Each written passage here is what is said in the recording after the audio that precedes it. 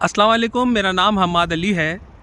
आज 27 फरवरी है, मंगल की सुबह है। कल रात से अब तक की जो डेवलपमेंट है वो आप लोगों के साथ शेयर करता हूँ।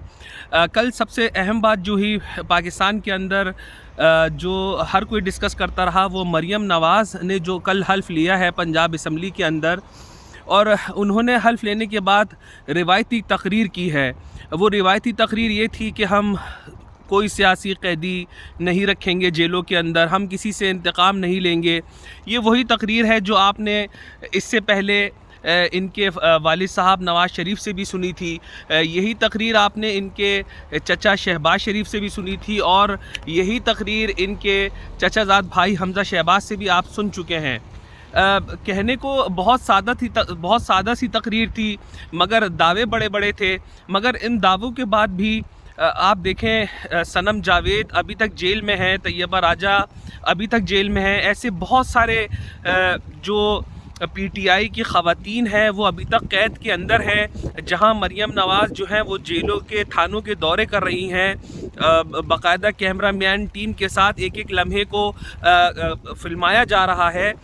मगर अभी तक कहने को ये सारे स्टंट जो हैं वो जारी हैं और जारी सारी रहेंगे। मज़ा उस वक्त होता कि ये स्टंट जब करती जब ये ख़ुद अपने वोटों से कामयाब होकर आती और उसमें फिर ज़्यादा पब्लिक को फैसिनेट कर पाती है। मगर बात यही है कि वही दावे हैं, वही बातें हैं जो इनके वालिद करते थे, जो इनके चचा करते थे। आगे आगे देखें क्या करती हैं और कहाँ तक ये असम्बली चलती है। दूसरी तरफ आज जो मखसूस नशिस्तें हैं उनके बारे में दोबारा बात होनी है। इलेक्शन कमीशन के अंदर कल उसका कोई फ़ैसला नहीं आया था, आज भी अभी तक कोई फ़ैसला नहीं आया है।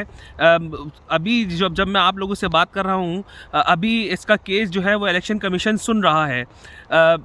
परवेज़ ये जो हमारे सदर साहब हैं आरिफ अलवी साहब, उन्होंने अभी तक समरी के ऊपर दस्तखत नहीं किए थे, और वजह यही थी कि मखसूस नशिस्तें जो हैं जो पीटीआई का हक़ है, क्योंकि आपका आईन ये कहता है कि जो इलेक्शन पार्टी जीतेगी, जिसकी जितनी ज़्यादा नशिस्तें होंगी उसके हिसाब से मखसूस नशिस्तों को अलॉट किया जाएगा। तो वाज़ेह अक्सरत के साथ पीटीआई जो है वो ये इलेक्शन जीती है, मगर जो उनका हक़ है, जो आइन कहता है उस पे अमल दरामद नहीं हो रहा है। आइन पे अमल दरामद पाकिस्तान में पिछले कुछ अरसे से नहीं हो रहा है, चाहे वो इलेक्शन कमीशन हो, चाहे कोई इदारा हो, वो आइन को फॉलो नहीं करता है। और जब अगर कोई सदर पाकिस्तान कोई ऐसी कानून के मुताबिक कोई स्टेप लेते हैं तो उनको भी फिर धमकियां लगाई जाती हैं। जिस तरह मैं अभी आपको बताऊं, सदर आरिफ अलवी साहब को ये धमकियां लगाई जा रही हैं कि आप जब सदारत से उतरेंगे तो आपको जेल जाना आपका पक्का है। आज आप इस व्लॉग को सुनने के बाद रिकॉर्ड कर लीजिए कि ऐसा होना है। आरिफ अलवी साहब जब उतरेंगे उसके फ़ौरन बाद उनको गिरफ़्तार किया जाएगा। दूसरी तरफ मुस्लिम लीग जो नवाज़ शरीफ है, अब उसके साथ एक नया तरीक़ाकार ये हो रहा है कि उन्होंने 10 से 12 सीटों की डिमांड की है। वो 10 से 12 सीटों की डिमांड इसलिए की है कि उनको अब 2/3 अक्सरियत चाहिए, क्योंकि कुछ क़वानीन बनाने हैं, कुछ तरमीम करनी है। तो वो मुस्लिम लीग नून उस वक्त तक नहीं कर सकती जब तक वो ज़्यादा या 2/3 अक्सरियत उनके पास या सादा अक्सरियत उनके पास ना हो। देखें, आप सब जगह की असम्बलियाँ बन गई हैं। सिंध में वज़ीर आला मुराद अली शाह जो पहले 2 दफ़ा आए और कुछ ना कर सके, तीसरी दफ़ा आकर वो क्या करते हैं ये भी आप लोगों को पता चल जाएगा। मरियम नवाज़ पंजाब के अंदर आ चुकी हैं। बलूचिस्तान की असम्बली कुछ दिनों में दोबारा रिस्टोर आ जाएगी, मगर अभी तक खैबर पख्तूनख्वा असम्बली के अंदर इजलास नहीं बुलाया जा रहा है। ऐसा क्या है, कौन इन सब चीज़ों के पीछे है? जब आवाज़ उठाई जाती है तो आवाज़ को बंद कर दिया जाता है।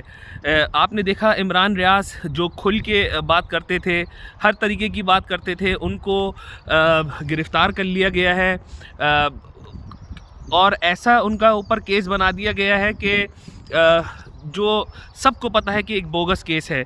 दूसरी तरफ असद तूर को गिरफ़्तार कर लिया गया है, 5 दिन का रिमांड उनको 5 दिन के रिमांड पे उनको ले जाया गया है। उनके ऊपर इदारों के पब्लिकली वो इदारों को इदारों के ख़िलाफ़ लोगों को उकसा रहे थे, ये केस उनके ऊपर बनाया गया है।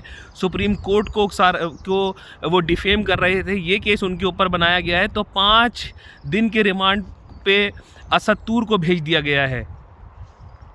अच्छा, बात हो रही थी कि ये अभी तक खैबर पख्तूनख्वा की असम्बली को क्यों नहीं बुला रहे हैं, जबकि अमीन अली गंडापुर वहाँ पर नामज़द कर चुके हैं इमरान ख़ान।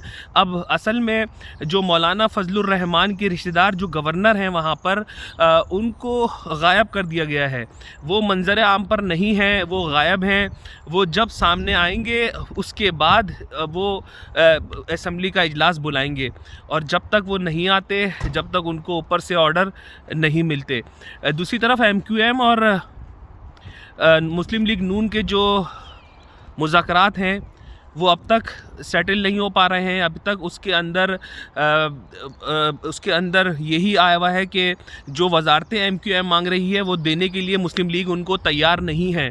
अब तक की जो स्पेशल न्यूज़, जो ख़ास न्यूज़ है, जो अभी थोड़ी देर पहले मुझ तक आई है, इमरान ख़ान साहब ने आरिफ अलवी साहब को एक ख़त लिखा है जिसके अंदर उन्होंने कहा है कि मुझे कोई सदारती माफ़ी नहीं चाहिए, मेरे ऊपर बनाए गए मुकदमे झूठे हैं और इसका फ़ैसला कोर्ट बहुत जल्द कर देंगी।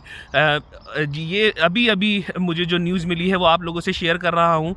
जो रोज़ाना की बुनियाद पर मैं आप लोगों से बात करता हूँ फ़लस्तीन के हवाले से, वो ही है कि एक जगह फ़लस्तीनी अफराद जो है वो बैठे हुए इमदाद का इंतज़ार कर रहे थे, और इज़राइल ने जब देखा कि वहाँ कुछ लोग जमा हैं, निहत्ते हैं, उनके ऊपर भी बम गिराया है। वहाँ पर 10 लोग शहीद हुए हैं।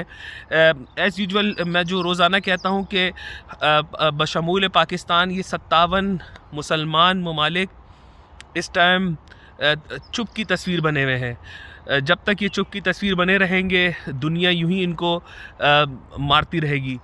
इस उम्मीद के साथ कि अल्लाह पाकिस्तान की हिफाजत फरमाए, जहाँ जहाँ मुसलमान हैं उन सब की हिफाजत फरमाए। आप अपना ख्याल रखिएगा। इंशाअल्लाह जो मज़ीद अपडेट होंगी उसके साथ आपके सामने हाज़िर होऊंगा। अस्सलाम वालेकुम।